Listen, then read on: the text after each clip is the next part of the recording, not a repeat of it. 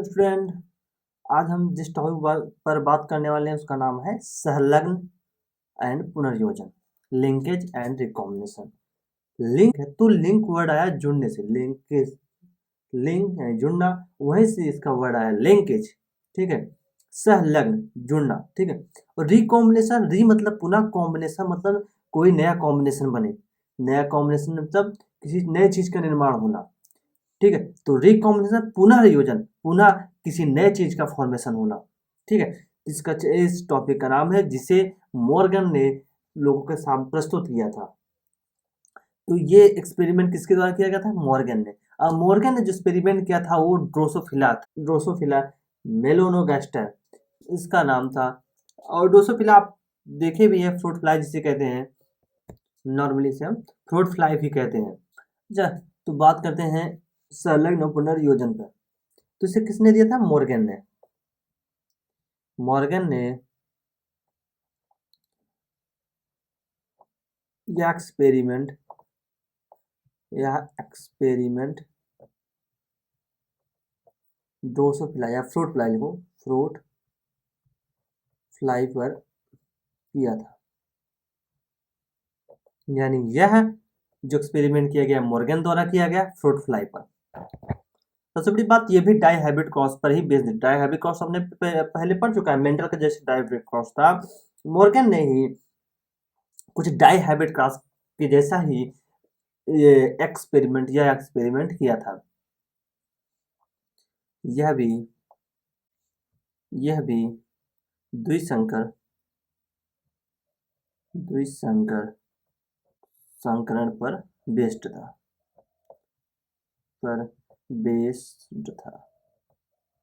यानी मेंडल की तरीके से भी इसे प्रूव करने की कोशिश जो की गई थी वो डाई हाइब्रिड क्रॉस पर बेस्ड थी। द्विसंकरण डाई हाइब्रिड क्रॉस, यानी दो कैरेक्टर को मेंडल यहाँ पर मॉर्गन ने भी चूज किया था। एक्चुअली मॉर्गन 3 कैरेक्टर को चूज किया था, मतलब फ्रूट फ्लाई के 3 कैरेक्टर 3 लक्षण को लिया था, लेकिन एक बार वो सिर्फ 2 ही लक्षण का उपयोग करता था। तो हम बात करते हैं कौन कौन से लक्षण जिन्हें मॉर्गन ने लिया था। ठीक, तो बात करते हैं मेंडल ने कौन कौन से लक्षण लिए थे और उसने किससे डोमिनेंट, किसको रिसेसिव कैसे रिप्रेजेंट करता था और कैसे उसने क्रॉस कराया, इन सब के बारे में हम सीखते हैं। ठीक, तो देखो बात करते हैं मेंडल की। मेंडल ने टोटल जो कैरेक्टर चूज किए थे 3 थे। जो कैरेक्टर थे उसने जो लक्षण चूज किए थे वो तीनों कुछ इस प्रकार थे। उसने आई कलर चूज किया। पहला क्या उठाया? आई कलर यानी आंखों का रंग कैसा है? आंखों का रंग या तो रेड होगा या तो व्हाइट होगा। ठीक, 2 चूज किया। या तो आंखों का रंग रेड होगा, दूसरा क्या हो सकता है? व्हाइट हो सकता है। सेकंड, उसने बॉडी कलर उठाई। Third, wing size. Body colour मतलब उसके शरीर का रंग। शरीर का रंग, किसके शरीर का रंग? भाई फ्रूट फ्लाई ड्रोसोफिला मेलानोगास्टर, जो उसने जिससे अपने क्रॉस में चूज किया था। बॉडी कलर या तो उसका ब्राउन होगा या तो येलो होगा। ठीक है, अब बात करते हैं विंग, पंखों की साइज। पंखों की साइज हो सकता होता नॉर्मल हो या मिनिएचर मतलब छोटा हो। मिनिएचर या छोटा, नॉर्मल या मतलब एक नॉर्मल सामान्य तरीके का होगा। ठीक है, तो अब बात करते हैं जो मॉर्गन ने जो एक्सपेरिमेंट करता था। मेंडल क्या करता था? डोमिनेंट वाले का जो इंग्लिश में वर्ड होता है, इंग्लिश में नाम होता है, उसका पहला वर्ड उठा के डोमिनेंट को रिप्रेजेंट करता था। उसका स्मॉल लेटर रिसेसिव को रिप्रेजेंट करता था। बात को साइंटिस्टों ने उल्टा कर दिया था। रिसेसिव वाले का पहला वर्ड उठा के डोमिनेंट को होता था उसका कैपिटल लेटर, और इसे उसी वाले का जो पहला वर्ड जो लेटर स्मॉल लेटर उसे रिसेसिव को रिप्रेजेंट करता था। मॉर्गन ने भी कुछ ऐसा किया। मॉर्गन ने क्या किया? रिसेसिव वाले को चूज किया। ये क्या है? R for recessive, d for dominant, dominant for प्रबल, रिसेसिव फॉर अप्रबल। जो व्हाइट वाला कैरेक्टर था वो आपका रिसेसिव है, तो व्हाइट वाले का पहला लेटर उठाया और उसका जो व्हाइट वाले का जो पहला लेटर है वो रिप्रेजेंट करेगा आपको रिसेसिव वाले को। और जो पहला लेटर है व्हाइट वाले का, कैपिटल डब्ल्यू, आप स्मॉल डब्ल्यू लिखो या कैपिटल डब्ल्यू लिखो, कोई दिक्कत नहीं है। बस इसमें रखना है, अगर आपने पॉजिटिव जोड़ दिया वो डोमिनेंट को रिप्रेजेंट करेगा।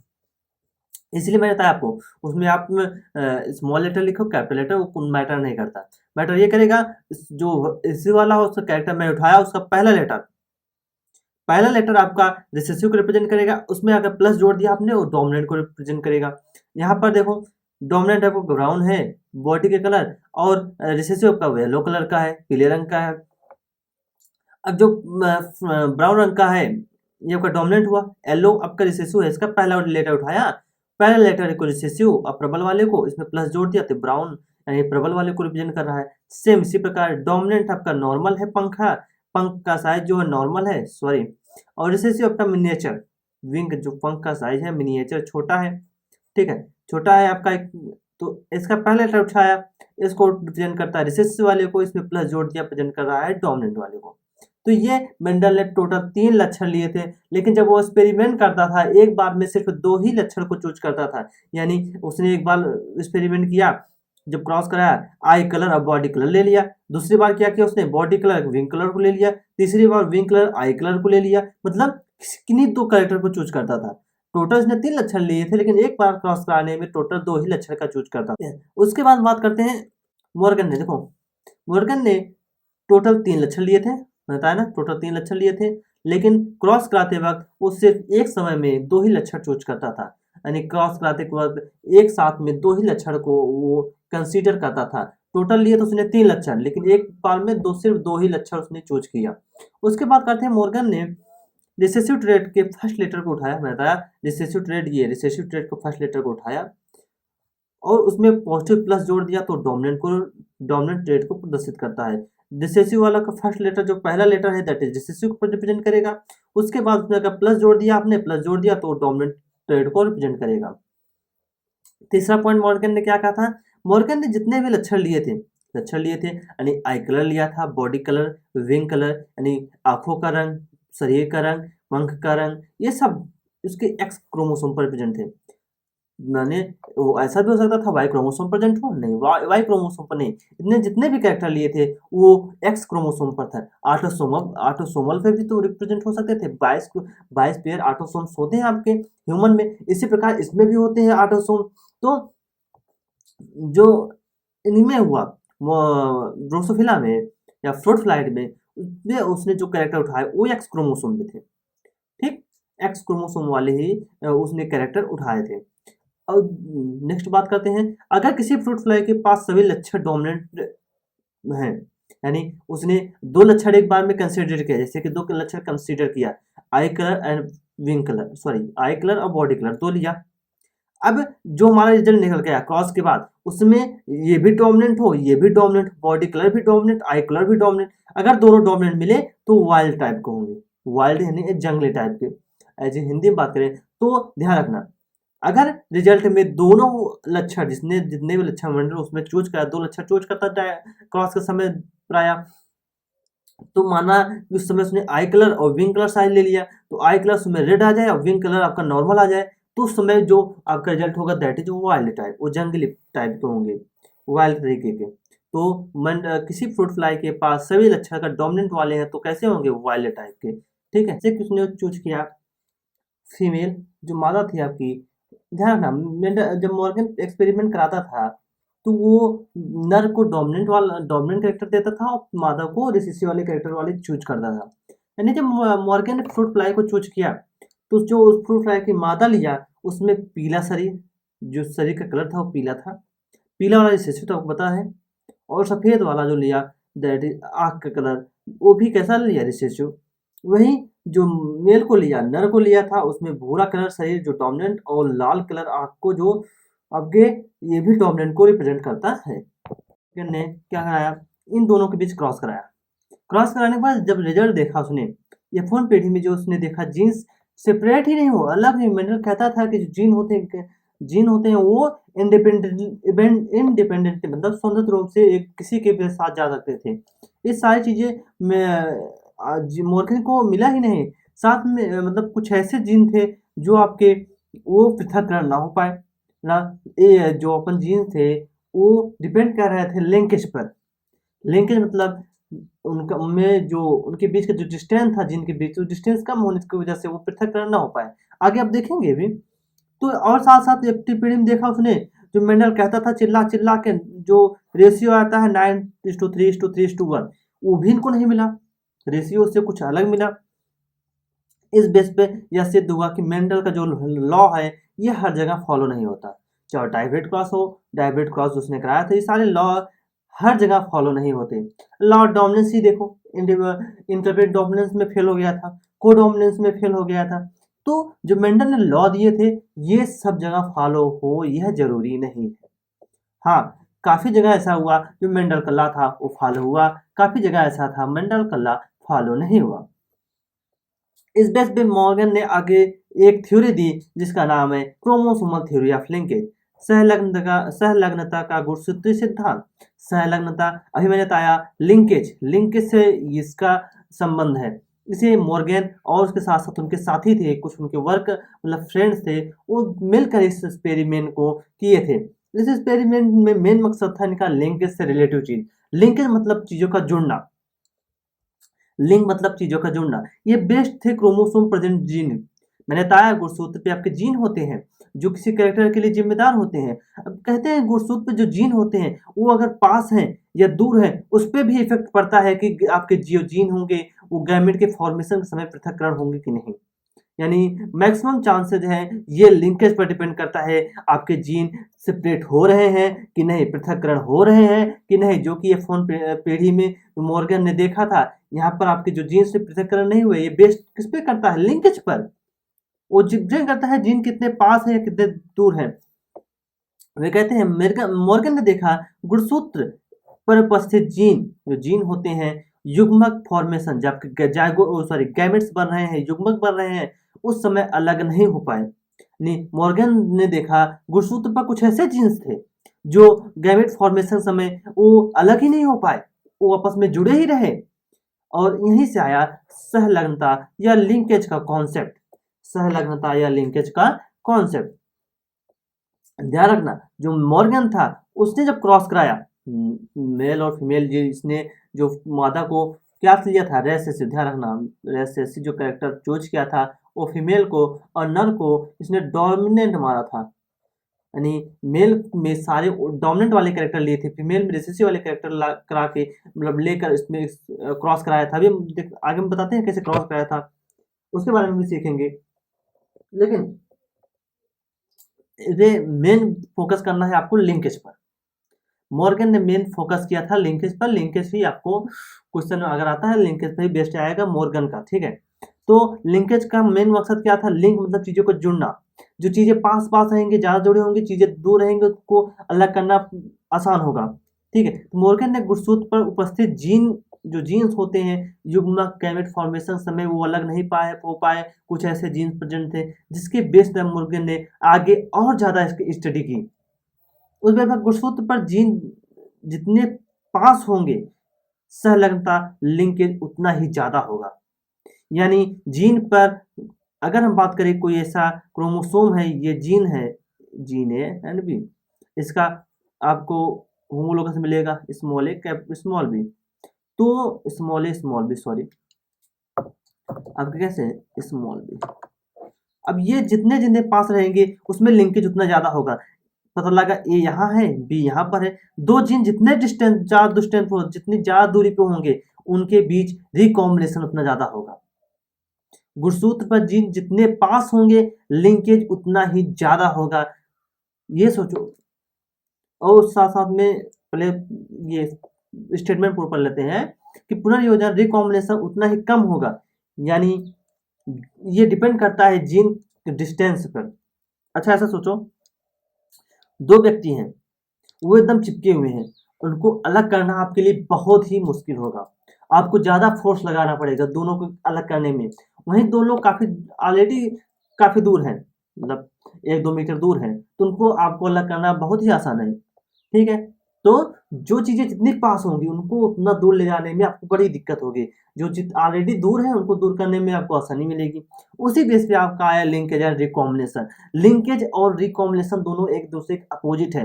लिंक कह रहा है जोड़ेंगे हम चीजों को, रिकॉम्बिनेशन कह रहा है नहीं हम चीजों को तोड़कर नया कॉम्बिनेशन बनाएंगे। तो रिकॉम्बिनेशन कब बनेगा, जब चीजें दूर दूर होंगी, चीजें दूर दूर होंगी तो आप तोड़ को उन्हें अलग करोगे, नया कॉम्बिनेशन आसानी से मिल जाएगा, ठीक। अब मेन फोकस करते हैं लिंकेज पर। लिंकेज कहता है इनवर्सली प्रोपोर्शनल टू होता है रिकॉम्बिनेशन का। लिंकेज आपका डायरेक्ट प्रोपोर्शनल होता है 1/डिस्टेंस के। तो लिंकेज इनवर्सली प्रोपोर्शनल होता है डिस्टेंस के, या ऐसा बोलो लिंकेज डायरेक्ट प्रोपोर्शनल होता है 1/डिस्टेंस। कोई दिक्कत नहीं है, आप 1/डिस्टेंस बोल रहे हो तो डायरेक्ट प्रोपोर्शनल बोलना पड़ेगा। इनवर्स प्रोपोर्शनल बोल रहे हो या व्युत्क्रम अनुपात बोल रहे हो तो आपको बोलना पड़ेगा डिस्टेंस के। यानी linkage inversely proportional to distance पे डिपेंड कर रहा है। बात सही भी है। अगर डिस्टेंस ज्यादा होगा तो लिंकेज कम होगा कि नहीं। डिस्टेंस, दो जीन है आपके, ये जीन है, एक कैपिटल ए एक कैपिटल बी, इसके होमोलोगस पर इसी पर स्मॉल ए इसी पर स्मॉल बी होगा, ठीक है। तो दोनों जीन आपस में, ये एक जीन है तो ये होमोलोगस पर, हमने बताया था होमोलोगस पर सेम जीन सेम डिस्टेंस पे प्रेजेंट होगा, ठीक है, वही कॉन्सेप्ट है। तो ये कैसे है होमोलोगस, होमोलोगस जितनी डिस्टेंस पर ये जीन होगा, दूसरे आपके क्रोमोसोम पर उतने ही डिस्टेंस पे आपका दूसरा जीन होगा, ठीक। अब देखते हैं, तो ये दोनों जितने डिस्टेंस ज्यादा होगी, इन दोनों के बीच में डिस्टेंस जितना ज्यादा होगी, अब इन्हें आप अलग करना आपके लिए आसान होगा। यानी अब इनमें रिकॉम्बिनेशन आसानी से होगा, ज्यादा हो जाएगा, लेकिन लिंकेज उतना ही कम होगा, ठीक। डिस्टेंस ज्यादा लिंकेज कम, या डिस्टेंस कम लिंकेज ज्यादा, इनवर्स है भाई साहब। अगर डिस्टेंस कम होगा लिंकेज ज्यादा होगा, डिस्टेंस ज्यादा होगा तो लिंकेज कम होगा, इनवर्स है तो अपोजिट होगा, ठीक। अगर अभी सोचो डिस्टेंस आपका, मैंने माना डिस्टेंस आपका ज्यादा है तो लिंकेज कम होगा, लेकिन रिकॉम्बिनेशन इसके डिस्टेंस के डायरेक्ट प्रोपोर्शनल है, ये भी नीचे ये भी नीचे, तो डायरेक्ट प्रोपोर्शनल, डिस्टेंस जितना ज्यादा रिकॉम्बिनेशन उतना ज्यादा है, बात भी सही है। अगर इन दोनों के बीच डिस्टेंस ज्यादा है तो आप आसानी से सेपरेट करके नया कॉम्बिनेशन बना लोगे, रिकॉम्बिनेशन तो ज्यादा होगा। और रिकॉम्बिनेशन डायरेक्ट प्रोपोर्शनल होता है क्रॉसिंग ओवर के, या लिंकेज इनवर्सली प्रोपोर्शनल होता है क्रॉसिंग ओवर के। क्रॉसिंग ओवर कहाँ होता था, मियोसिस में आप तो पढ़े थे, डिप्लोटिन स्टेज में, prophase first, sorry meiosis first की प्रोफेज फर्स्ट की आपके डिप्लोटिन स्टेज में आपको मिला था क्रॉसिंग ओवर, ठीक है। क्रॉसिंग ओवर में आपके जो जीन होते थे, एक दूसरे के से जीन है होमोलोगस क्रोमोसोम, एक दूसरे की चीज क्या करते हैं, दोनों पे मतलब आपस में मटेरियल का एक्सचेंज करते थे, जेनेटिक मटेरियल का, ठीक है। अब कहते हैं कि जीन के बीच में डिस्टेंस जितना ज्यादा होगा क्रॉसिंग ओवर उतना ज्यादा होगा। Crossing over direct proportional to distance, इन सब की आपको कॉन्सेप्ट समझना होगा, ठीक है। अब इनको छोड़ दो, इनको दोनों छोड़ दो, तो distance direct proportional to crossing over आ रहा है कि नहीं। यानी क्रॉसिंग ओवर तब ज्यादा होगा जब डिस्टेंस ज्यादा होगा, और क्रॉसिंग ओवर रिकॉम्बिनेशन पर डिपेंड करता है। क्रॉसिंग ओवर जितना ज्यादा करोगे रिकॉम्बिनेशन उतना ज्यादा बनेगा, रिकॉम्बिनेशन उतना ज्यादा आपको देखने को मिलेगा। अब टेम्परेचर की बात करते हैं। टेम्परेचर, अगर किसी चीज गर्म करो क्या करते हैं, चीजें फैल जाती हैं, जब फैल जाएंगे दूर जाएंगे, तो टेम्परेचर बढ़ाओगे तो डिस्टेंस बढ़ेगा, डिस्टेंस बढ़ेगा तो रिकॉम्बिनेशन बढ़ेगा, रिकॉम्बिनेशन बढ़ेगा तो क्रॉसिंग ओवर तो होगी ही, और लिंकेज कम हो जाएगा। एज ऑफ सेल, कहते हैं जैसे जैसे सेल की एज बढ़ती जाती है, जैसे जैसे सेल की एज बढ़ती जाती है तो लिंकेज आपका ज्यादा होने लगता है, रिकॉम्बिनेशन उसमें कम होने लगते हैं। ध्यान रखना, सेल का एज जैसे सेल पुराना होता जाएगा, बूढ़ा होता जाएगा, उसमें आपको रिकॉम्बिनेशन देखने को बहुत कम मिलेंगे, लेकिन लिंकेज देखने को ज्यादा मिलेंगे। अब आगे बात करते हैं, कहते हैं गुणसूत्र पर डिस्टेंस मिनिमम, मैंने बताया गुणसूत्र पर जितना ज्यादा जीन के बीच डिस्टेंस मिनिमम होता, लिंकेज उतना ज्यादा होगा। डिस्टेंस जीन के बीच कम, लिंकेज ज्यादा। अगर लिंकेज ज्यादा होगा तो पेरेंटल कॉम्बिनेशन ज्यादा बनेंगे। ध्यान रखना, रिकॉम्बिनेशन पेरेंटल कॉम्बिनेशन अलग अलग है। रिकॉम्बिनेशन नया कॉम्बिनेशन बने, पेरेंटल मतलब जो पेरेंट के पास था वो तुम्हारे पास भी जाए। पेरेंट के पास जो है तुम्हारे पास तभी जाएगा जब जीन आपके जीन के बीच डिस्टेंस कम होगा। अगर जीन के बीच डिस्टेंस कम है, जीन के बीच डिस्टेंस कम है, जीन के बीच डिस्टेंस कम है तो इसमें रिकॉम्बिनेशन नहीं होगा, तो मतलब रिकॉम्बिनेशन नहीं होगा तो लिंकेज ही रहेगा, यानी पुराने कैरेक्टर आपके बने रहेंगे, पुराने कैरेक्टर बच्चे में जाएंगे, यानी बच्चे में जो कैरेक्टर आएगा वो पेरेंट वाला ही होगा, यानी पेरेंटल कॉम्बिनेशन ज्यादा बनेगा। ये जो साइन है ऊपर की तरफ तीर है तो मतलब ज्यादा, नीचे की तरफ तीर है तो कम, ठीक है, शॉर्ट फॉर्म। और दूसरी बात, गुणसूत्र पर जीन के बीच डिस्टेंस मैक्सिमम, गुणसूत्र पर जीन के बीच डिस्टेंस मैक्सिमम मतलब रिकॉम्बिनेशन ज्यादा होगा, लिंकेज कम होगा, क्रॉसिंग ओवर ज्यादा होगा, क्रॉसिंग ओवर ज्यादा होगा, ठीक है, क्रॉसिंग ओवर ज्यादा होगा, रिकॉम्बिनेशन भी आपका कैसा होगा, ज्यादा होगा, लेकिन लिंकेज कम होगा। मुझे लगता है आप इन दोनों वर्ड को अच्छे से समझ गए होंगे, लिंकेज और रिकॉम्बिनेशन कैसे इनवर्स प्रोपोर्शनल होते हैं, दूसरा एक दूसरे कैसे होते हैं, अपोजिट होते हैं। अब इसी बेस पर मैंने एक क्वेश्चन दिया आपको। क्वेश्चन कहता है किसमें रिकॉम्बिनेशन ज़्यादा होगा? आप खुद ही ढूंढ पाइए रिकॉम्बिनेशन किस पे ज़्यादा होगा, जिसमें जिन के बीच डिस्टेंस ज़्यादा होगा। जिन के बीच डिस्टेंस किस पे जाता है? ये आपके देखो, एक क्रोमेटिड पे है, दूसरा दूसरे क्रोमेटिड पे है, अलग अलग क्रोमेटिड पे है, इसके बीच डिस्टेंस सबसे ज़्यादा, इसमें डिस्टेंस जिनके बीच कम, इसके बीच डिस्टेंस थोड़ा और ज़्यादा है, तो रिकॉम्बिनेशन किस में ज़्यादा होगा? रिकॉम्बिनेशन की बात करें, रिकॉम्बिनेशन आपका ए में ज़्यादा होगा, देन सी, देन बी। अगर हम बात करें लिंकेज की, अगर बोलते लिंकेज किस में ज़्यादा है, तो लिंकेज के लिए हम देखेंगे जिनके बीच डिस्टेंस कम कम है, बी के पास कम है तो बी सब ज़्यादा, फिर सी, फिर ए। कोई दिक्कत नहीं, आप बस जिनके बीच डिस्टेंस देखिए, जिनके बीच डिस्टेंस ज़्यादा होगा तो रिकॉम्बिनेशन ज़्यादा होगा, क्रॉसिंग ओवर ज़्यादा होगा, लिंकेज कम होगा। ठीक, अब बात करते हैं मेंडल ने जो एक्सपेरिमेंट किया था, एक्चुअली जो एक्सपेरिमेंट किया था उसको क्या रिजल्ट्स मिले थे, उनके बारे में बात करते हैं। अब हम सीखते हैं मेंडल के एक्सपेरिमेंट के बारे में। जो मेंडल का एक्चुअली एक्सपेरिमेंट था, मेंडल का जो एक्सपेरिमेंट था वो ड्रोसोफिला पर था। उसने दो एक्सपेरिमेंट किए थे, दो टाइप के एक्सपेरिमेंट किए थे वो लिंकेज को समझाने के लिए। उसने पहले जब क्रॉस किया है तो रिसेसिव कैरेक्टर मैंने बताया, मेंडल सॉरी मॉर्गन जब भी क्रॉस कराता था, जो भी रिसेसिव कैरेक्टर थे वो आपके फीमेल की होती थी, और मेल को जो लेता था वो हमेशा डोमिनेंट कैरेक्टर को चूज करता था। ठीक है, इसमें उन्होंने दो कैरेक्टर जो लक्षण लिए थे, मैंने बताया मॉर्गन जब भी एक्सपेरिमेंट करता था दो लक्षण लेता था, तीन में से दो ही लक्षण को चूज करता था। ठीक है, उसने क्या किया, पीले कलर की बॉडी का कलर चूज किया, येलो बॉडी कलर यानी शरीर का रंग पीला चूज किया, जो कि आपका रिसेसिव कैरेक्टर है। इसके दोनों जिन कैसे हैं, रिसेसिव वाले। अच्छा, रेड आई कलर, जो आई कलर होता है कैसा होता है, रेड। ये कैसा भी है, सॉरी रेड नहीं होगा, व्हाइट होगा। व्हाइट आई कलर, आई का आंखों के कलर की बात, व्हाइट की बात करें, एक ऐसा होगा आपका रिसेसिव, तो डब्ल्यू डब्ल्यू रिसेसिव। और वाई प्लस, तो पता है वाई प्लस आ गया, जहां प्लस आया तो डोमिनेंट वाला प्रेजेंट करेगा, तो ब्राउन कलर बॉडी का कलर। और डब्ल्यू प्लस ये भी डोमिनेंट वाला होगा, रेड आई कलर। तो अगर आपको थोड़ा कंफ्यूजन हो डोमिनेंट कैसे कहेंगे, रिसेसिव कहेंगे, तो मुझे आपको ट्रिक बता देता हूँ, कैसे ट्रिक बता दे रहा हूँ कैसे आपको ये डोमिनेंट रिसेसिव का कॉन्सेप्ट कैसे समझ आएगा।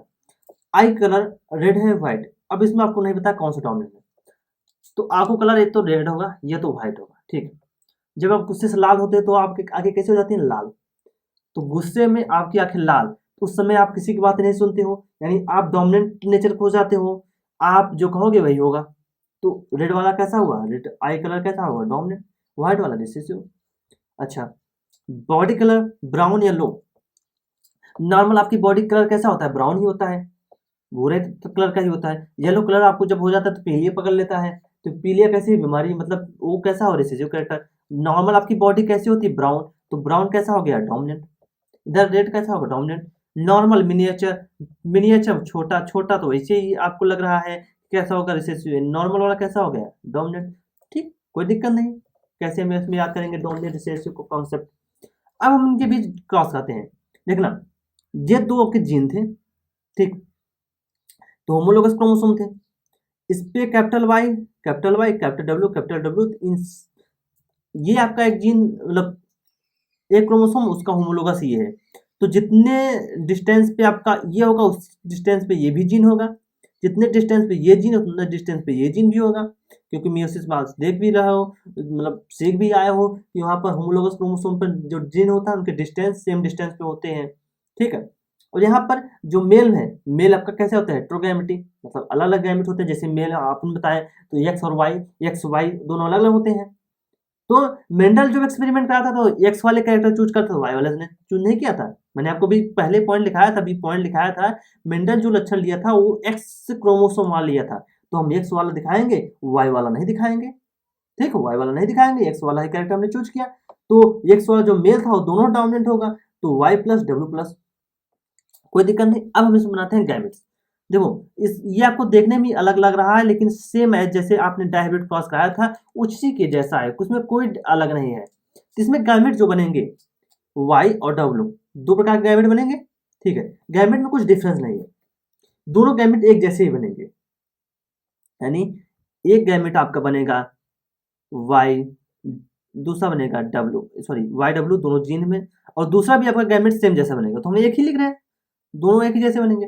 ठीक है, अब इसमें बात करेंगे ये दोनों अलग अलग गैमेट बनेंगे, ये अलग अलग दिख भी रहे हैं। तो एक में आपका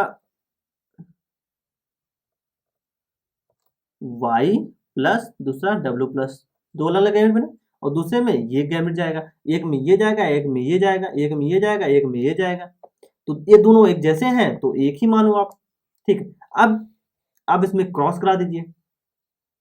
अब इसमें हम क्या कराएंगे, क्रॉस।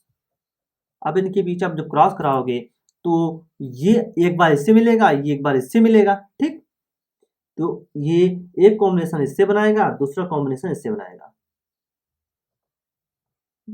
तो हम इस पे देखते हैं, एक y दूसरा w, और इस पे y plus and w plus. ठीक, और दूसरा जो कॉम्बिनेशन बनेगा, दूसरा आपका y फिर से w और ये आपका, ठीक, ये दो कॉम्बिनेशन बनेंगे, दो कॉम्बिनेशन ये बन के आपके आएंगे, ये आपके F1 पीढ़ी में मिले, F1 पीढ़ी में आपको यही मिलेंगे दोनों कलर के। ठीक है, जो मिलाने का मिलेगा आपका इस कलर मिलेगा। अच्छा, अब इनके बात करते हैं कौन सा कलर होगा, कौन से कलर मतलब बॉडी कलर और आई कलर की बात करते हैं। वाई प्लस है तो वाई प्लस वाला डोमिनेंट होता है।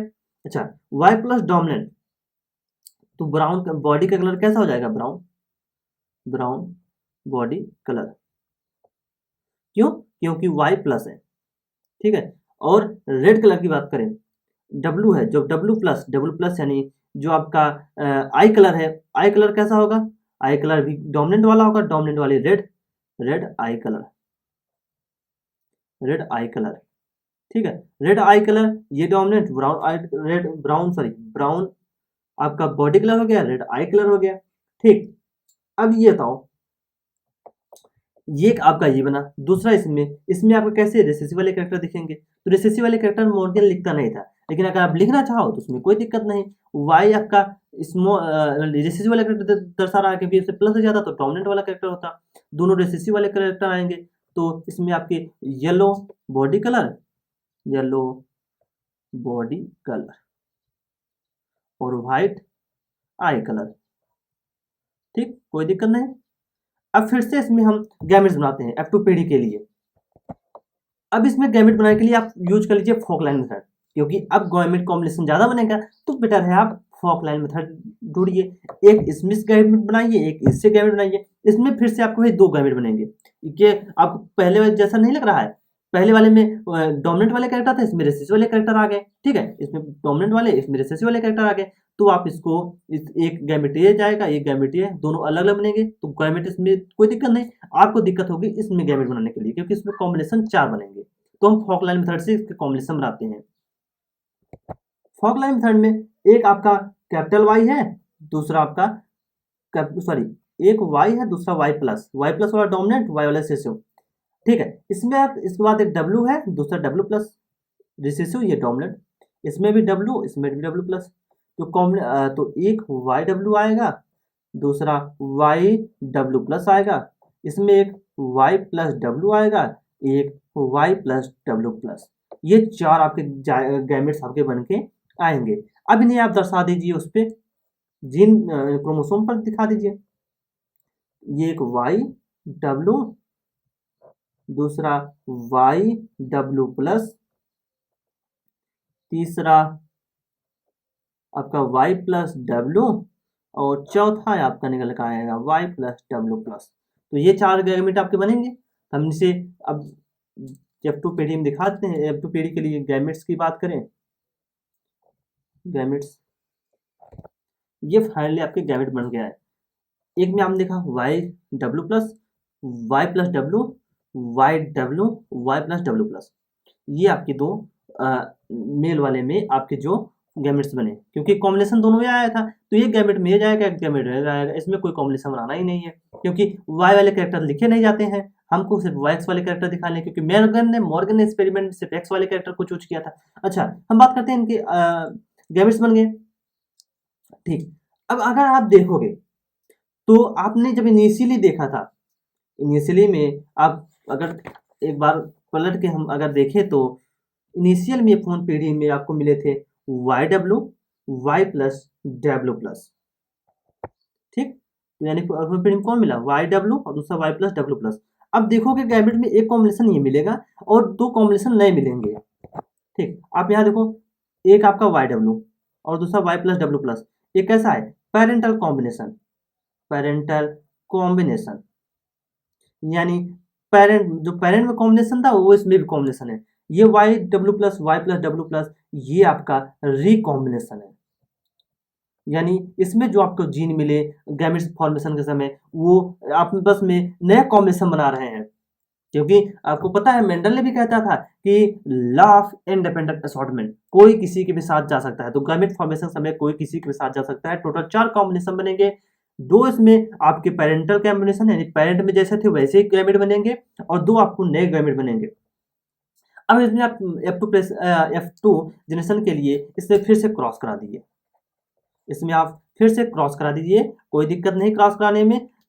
इससे इधर 4 कॉम्बिनेशन है, इधर 2 कॉम्बिनेशन है, मतलब इन दोनों को इन चारों से पहले क्रॉस करा दीजिए, फिर इसको इन चारों से क्रॉस कराइए, मतलब टोटल आपको 8 कॉम्बिनेशन मिलेंगे, एक इनसे 4, एक इनसे 4। ठीक, अब उनको हम लिखते हैं। तो हम स्टार्ट करते हैं, इसको इससे फ्यूज कराते हैं। तो वाई डब्ल्यू प्लस और इसमें क्या है, इसमें आपको मिलेगा वाई एंड डब्ल्यू, दोनों कैरेक्टर के लिए कैसा है रिसेसिव, एक कॉम्बिनेशन। दूसरा इसमें Y plus W, Y plus W, ये वाई डब्ल्यू तो है ही, ये कैसा है वाई डब्ल्यू तो है ही, वाई डब्ल्यू सब में कॉमन रहना है। और इसमें third Y W, Y W, और इसका भी कैसा है रिसेसिव वाला है, तो रिसेसिव वाला कैसा है वाई डब्ल्यू। और उसके बाद लास्ट वाला आपका जो गैमेट्स है वाई प्लस डब्ल्यू प्लस, और इसमें आपका रिसेसिव वाई डब्ल्यू तो है ही, वाई एंड डब्ल्यू। ये टोटल आपके फिर से 4 आपके कॉम्बिनेशन मिले। ठीक है, 4 कॉम्बिनेशन ये आपको मिले F2 पीढ़ी में, F2 पीढ़ी तो कैसा है F2 पीढ़ी। अच्छा ठीक है, इसी प्रकार जब ये चारों से फ्यूज करेगा, ये चारों से फ्यूज करेगा, फिर से 4 कॉम्बिनेशन मिलेंगे। वो कॉम्बिनेशन कुछ इस प्रकार होंगे, वाई ये डब्ल्यू प्लस है, ठीक है, और इधर आपका ये वाई वाला क्रोमोसोम, ठीक है, इधर वाई प्लस डब्ल्यू, इधर आपका वाई वाला क्रोमोसोम जिसको कैरेक्टर में इंक्लूड नहीं किया गया है। तीसरा आपका वाई डब्ल्यू, वाई डब्ल्यू और फिर का wild type sorry Y chromosome. फिर से चौथा कॉम्बिनेशन जो बनेगा Y plus W plus, Y plus W plus, और ये एक आपका ये वाई क्रोमोसोम। अब इसमें भी कैसे बने, आपको 4 कॉम्बिनेशन, टोटल आपको 8 कॉम्बिनेशन देखने को मिलेगा।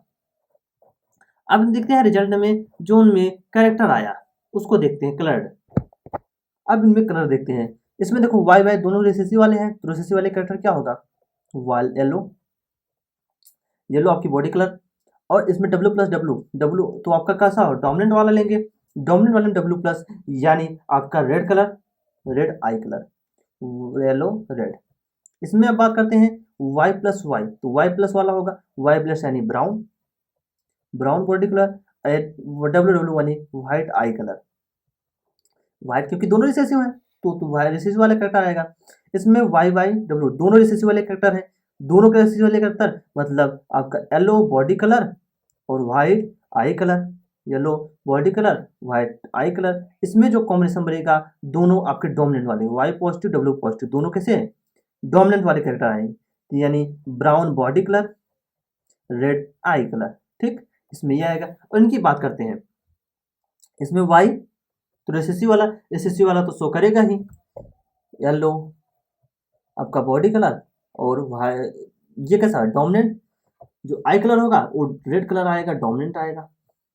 और इसमें आपका बॉडी कलर डोमिनेंट वाला है तो बॉडी कलर आपका डोमिनेंट हो जाएगा ब्राउन, और वाइट रिसेसिव है तो रिसेसिव वाला आप लिख दीजिए। इसमें दोनों रिसेसिव है, जो दोनों रिसेसिव आपके आएंगे येलो बॉडी कलर व्हाइट आई कलर।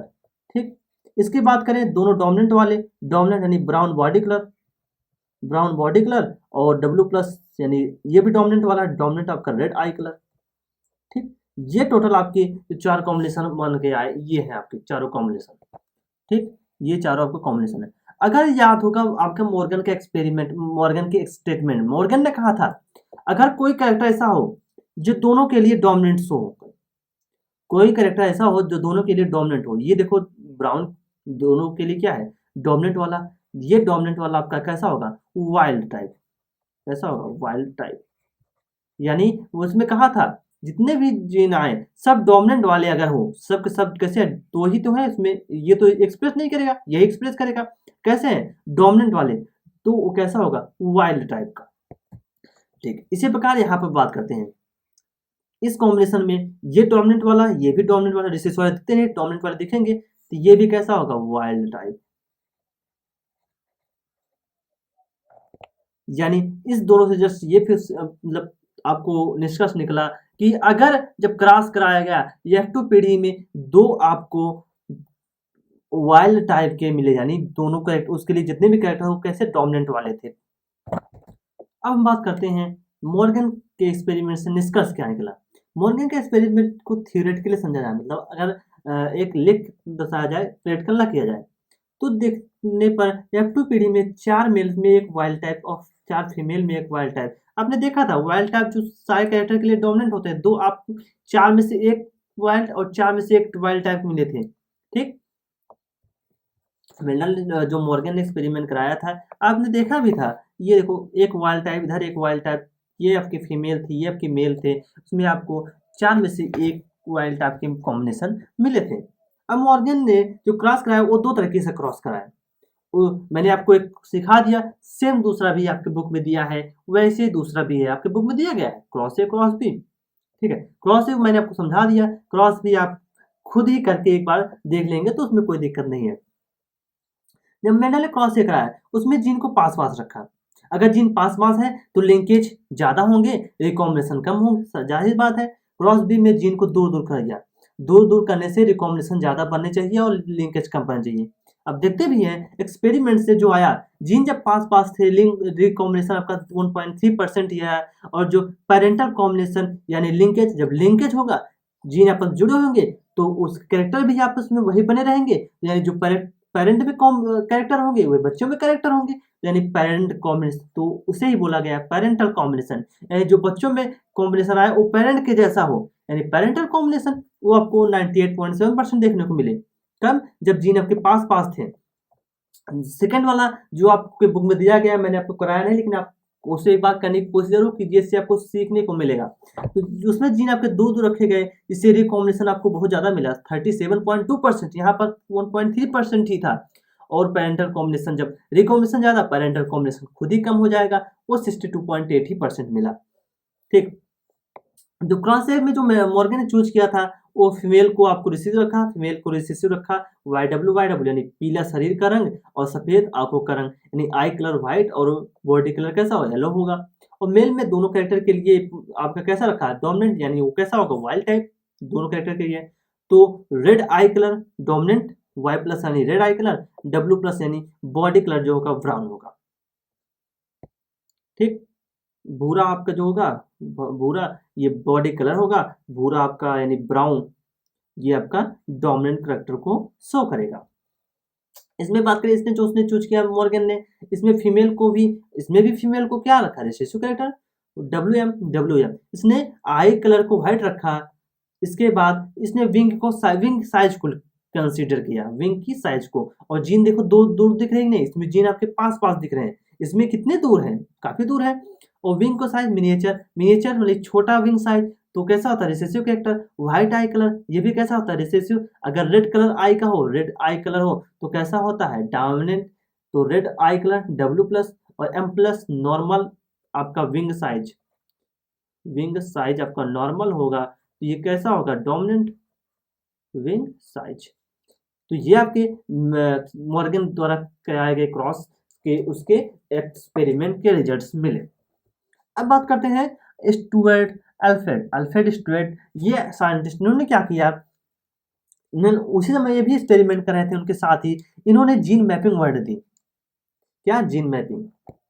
इसके बाद अल्फ्रेड स्टुअर्ट जो साइंटिस्ट था, ये मॉर्गन का ही शिष्य था, मॉर्गन के साथ काम कर रहा था, उनका ये स्टूडेंट था।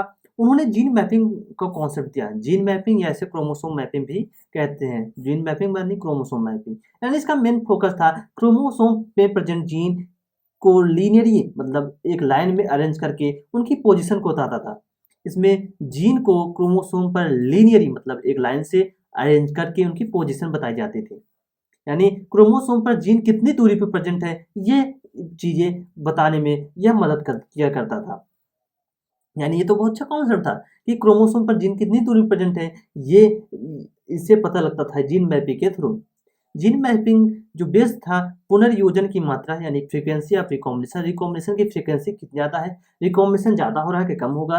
रिकॉम्बिनेशन ज़्यादा हो रहा है तो जीन ज़्यादा दूर पे होंगे, रिकॉम्बिनेशन कम हो रहा है जीन कम होंगे। तो यही कह रहा है पुनर्योजन की मात्रा गुणसूत्र मानचित्र यानी क्रोमोसोम मैप पर जो दर्शाया जाता है बेस होता है जीन के बीच की दूरी। जीन के बीच की दूरी कितनी है वो डिपेंड करता है फ्रीक्वेंसी ऑफ रिकॉम्बिनेशन, रिकॉम्बिनेशन की फ्रीक्वेंसी कितनी है। इन सब बेस्ड था ये जीन मैपिंग का कॉन्सेप्ट।